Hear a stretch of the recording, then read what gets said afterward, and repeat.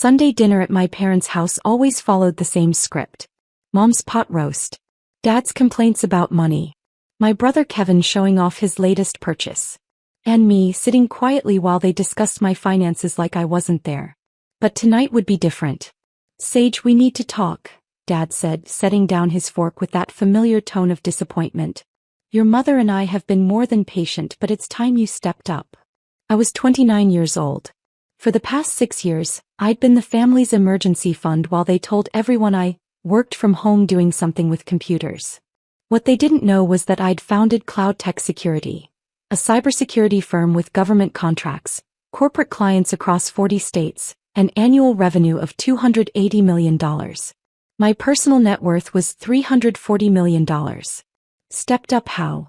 I asked, already knowing the answer. We're refinancing the house, Mom said. We need $150,000 to cover some debts and the closing costs. You've been living here rent-free your whole life. You owe us. I hadn't lived with them in 11 years. But facts never mattered during these conversations. Kevin grinned from across the table. Come on, sis. It's not like you need savings anyway. You're single, no kids, just working on that laptop all day. What are you even spending money on? Kevin was 32, worked in sales making $60,000 a year, and drove a $95,000 Range Rover I'd unknowingly financed through a loan my parents co-signed in my name without permission. That detail, discovered by my forensic accountant 8 months ago, was just one item on a very long list. How much do you have saved? Dad demanded. Ballpark figure. Enough, I said carefully. Don't be evasive. We're your parents. We have a right to know. He leaned forward. I'm guessing maybe $50,000? $75,000? That's more than enough to help family. I'd been helping family for 6 years. Monthly transfers of $3,000 that became $5,000, then $8,000. Emergency requests for medical bills, car repairs, property taxes. I'd given them $420,000 in direct transfers over 6 years while they complained I wasn't doing enough. But the real problem discovered during my forensic audit was worse. Credit cards opened in my name. Auto loans I never authorized. Even a second mortgage on their house using my credit score and forged financial documents. Total fraudulent debt, $680,000. Dad, we should discuss this privately, I said. No. His voice rose. We're discussing it now. You owe us everything. We fed you, clothed you, put a roof over your head for 18 years. The least you can do is help when we're struggling. Struggling. Kept my voice level. Kevin just got back from Cabo. Mom's wearing a Cartier bracelet. You joined that exclusive golf club last month. That's different. Those are investments in our future, in our happiness.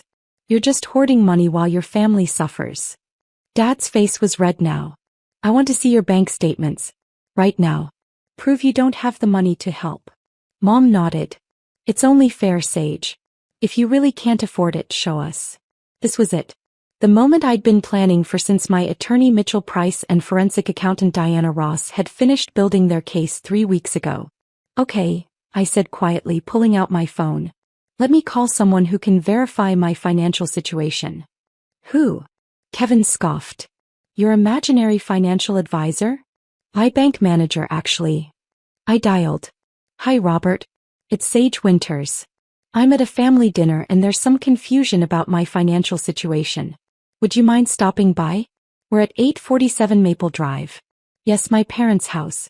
Thank you. See you in 20 minutes. Dad's eyes narrowed. Your bank manager is coming here? On a Sunday night. Robert Chin is the Vice President of Private Wealth Management at Sterling Trust, I said. When you manage portfolios over $100 million, they make house calls. The table went silent. $100 million? Mom's voice cracked. That's not funny, Sage. I'm not joking. Kevin laughed nervously. Sage works from home in pajamas. She's not a millionaire. I work from home because I own the company, I said. CloudTech Security. We handle cybersecurity for government agencies and Fortune 500 companies. We have 340 employees and offices in 12 states. That's impossible, Dad said, but his voice wavered. The doorbell rang 18 minutes later. I answered it, letting in Robert Chin, impeccably dressed despite the Sunday evening hour. Behind him came two other people, Mitchell Price, my attorney, and FBI Special Agent Karen Voss. "Good evening," Robert said, entering the dining room. "I'm Robert Chin, VP of Private Wealth Management at Sterling Trust. These are Attorney Mitchell Price and FBI Special Agent Voss. We're here to address some financial matters concerning Ms. Winters." My family stared, frozen. "Let's start with verification," Robert said, opening his tablet. "Mr. and Mrs. Winters, you asked to see your daughter's financial statements to verify she has money to lend you. Here's what I can share." He turned the screen toward them. My parents' eyes went wide. Ms. Winters maintains primary accounts totaling $47 million in liquid assets. Her investment portfolio, which I manage, is valued at $293 million. Her company, CloudTech Security, is privately valued at $840 million, with Ms. Winters holding 85% ownership. Mom's face went white. Dad gripped the table edge. Combined net worth, approximately $340 million. Kevin's chair scraped backward. "That's not possible. Sages, she's just. Your sister is one of the most successful cybersecurity entrepreneurs in the country," Robert said calmly. "She's been building this empire for 6 years while you've been telling people she works from home doing something with computers." Mitchell opened his briefcase. "Now let's discuss why we're really here. Mr. and Mrs. Winters, over the past 6 years, you've taken $420,000 from your daughter through direct requests. But that's not the problem." He laid out documents. "The problem is the additional $680,000 in fraudulent debt you've accumulated in Sage's name. 12 credit cards opened without authorization. 3 auto loans including the Range Rover Kevin drives. And most seriously, a second mortgage on this house using Sage's credit and forged financial documents." Dad stood abruptly. "We didn't forge anything. Sage gave us permission." "Did I?" I asked quietly. "Show them the permission. Show them where I authorized you to open a Nordstrom card with a $40,000 limit and max it out on furniture. Show them where I agreed to co-sign Kevin's Range Rover loan." Silence. Agent Voss stepped forward. "Mr. and Mrs. Winters, we have security footage from 4 different banks showing you signing loan applications in your daughter's name. We have handwriting analysis confirming forgery. We have electronic records proving identity theft. This is federal fraud. We're her parents." Mom cried. "She owes us. We raised her." "You committed crimes," Mitchell said flatly. "Identity theft, credit fraud, forgery, wire fraud. These charges carry sentences of up to 30 years in federal prison." Kevin found his voice. "Sage, come on. You're not really going to press charges against your own parents." "I didn't press charges," I said. "The banks did. When the forensic audit revealed the fraud, they were legally obligated to report it. This isn't about revenge. It's about stopping you from destroying my credit and potentially my business." Robert pulled up another document. "There's more. The second mortgage on this house, the one obtained using Sage's forged information, is 3 months past due. The bank has initiated foreclosure proceedings." Dad's face went gray. "What? But we've been making payments." "You've been making partial payments," Mitchell corrected. "Insufficient to cover the loan you fraudulently obtained.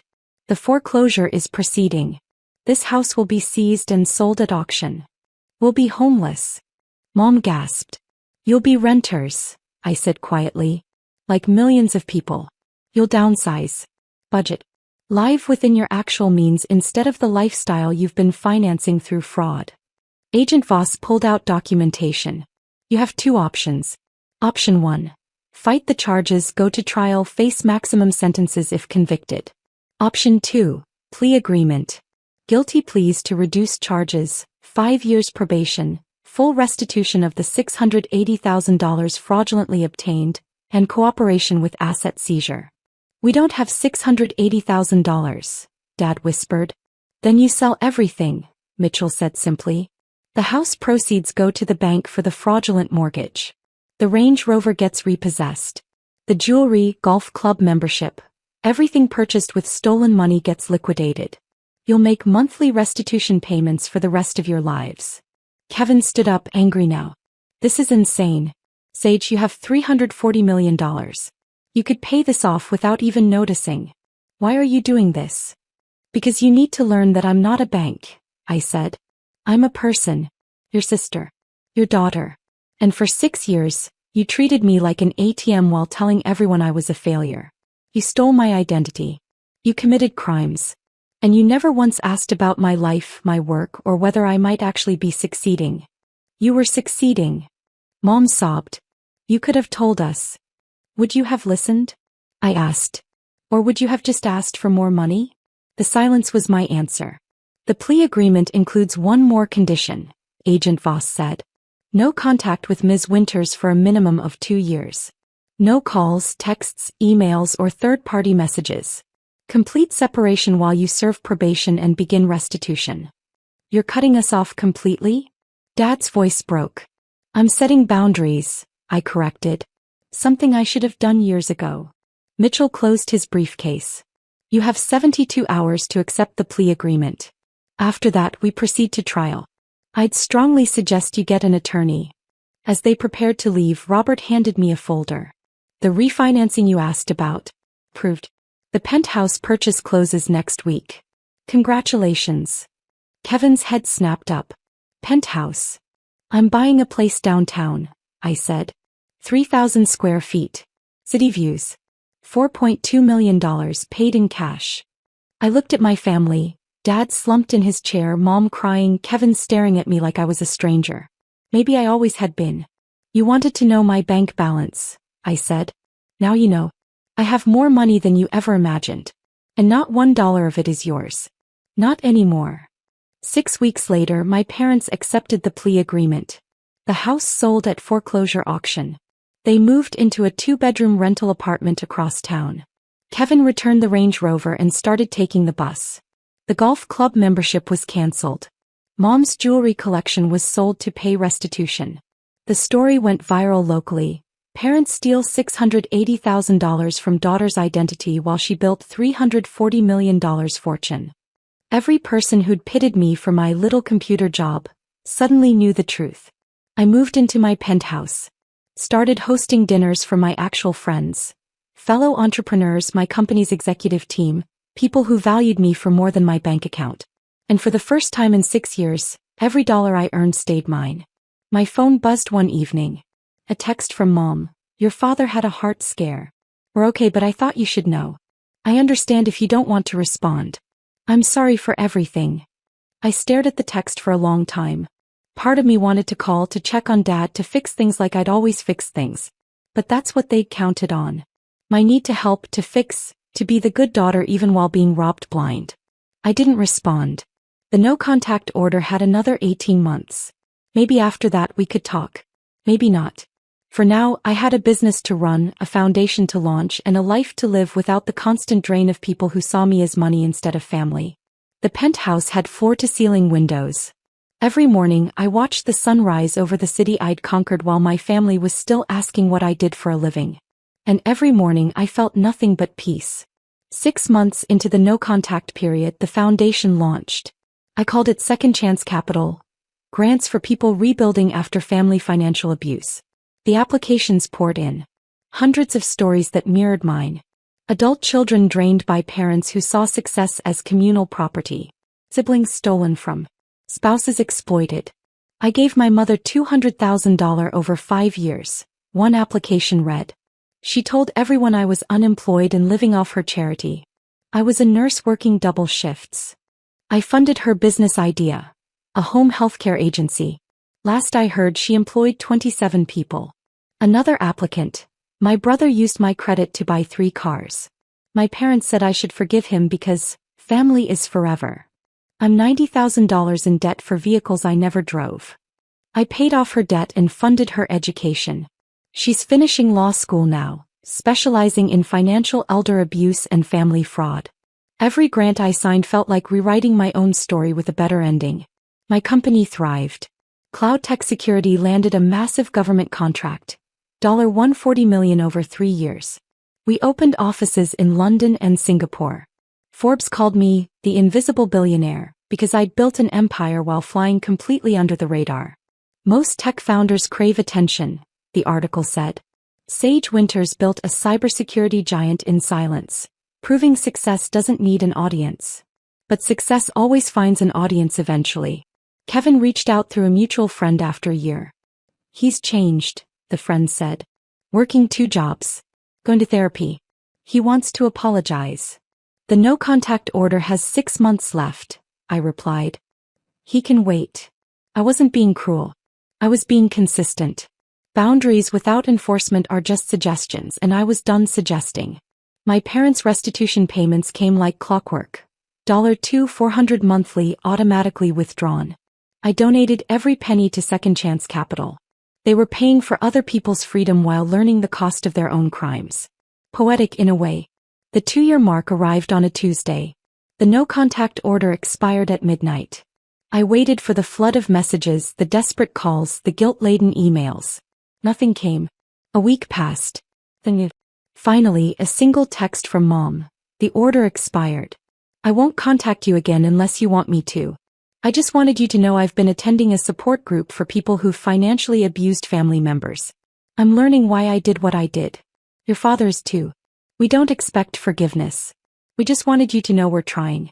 Mom. I saved the message. Didn't respond. Not yet. Maybe someday I'd be ready for that conversation. Maybe I'd never be. Either way, it was my choice now. My timeline. My terms. That's what they'd stolen most. Not just money but agency. The right to choose my own relationship with family instead of being trapped by obligation and guilt. 3 years after that Sunday dinner, I sold 20% of CloudTech Security to a private equity firm for $680 million. The same amount my family had stolen. The symmetry wasn't lost on me. I kept the majority stake, stayed on as CEO, and used the liquidity to expand Second Chance Capital into a full foundation with staff, legal resources and counseling services for financial abuse survivors. We helped 847 people in year 1. One afternoon my assistant buzzed. There's a woman here. Says she saw your Forbes interview and drove 6 hours. She won't leave without meeting you. I almost said no. But something made me agree. She was 53, tired-looking, hands shaking as she held out a folder. My daughter is a doctor. Makes $400,000 a year. I've been taking money from her for 15 years, telling myself she could afford it. Your story. I saw myself in your parents. She opened the folder. Bank statements showing transfers totaling $1.2 million from her daughter's accounts. I came here to ask how to stop, she said, tears streaming. How to give her back what I stole. Not the money, I can't repay that. But her freedom. Her peace. How do I do that? I looked at this woman, someone else's mother, someone else's thief, and saw the possibility my own parents might never reach. You start, I said quietly, by telling her the truth. All of it. Then you step back and let her decide if she wants you in her life. And you accept whatever she chooses without guilt-tripping her for setting boundaries. What if she never forgives me? Then you live with that, I said. Because the alternative, continuing to take, continuing to justify, continuing to steal, that's worse. For both of you. She nodded, clutching the folder like a lifeline. Thank you. After she left, I stood at my penthouse windows watching the city lights flicker on. Somewhere out there, a daughter might get her life back tonight. Might learn that setting boundaries isn't cruelty, it's survival. I picked up my phone and finally responded to Mom's text from 6 months ago. I got your message.